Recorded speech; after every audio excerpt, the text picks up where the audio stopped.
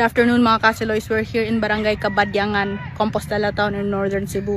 As of today, November 6, a total of 26 people have died in this municipality alone and many more remain missing. Right here in what was a former plantation, farmland full of livestock, corn and other crops was virtually wiped out, and it's heartbreaking and devastating to learn that some residents here took it upon themselves to search for their missing relatives.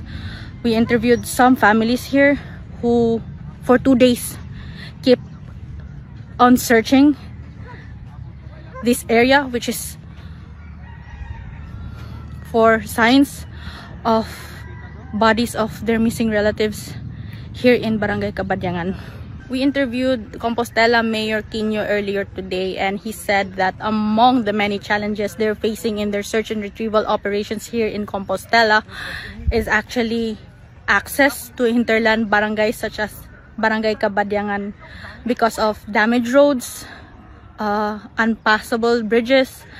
Heavy equipment cannot pass through, so it would take some time before they can conduct retrieval operations in sites devastated by Typhoon Tino.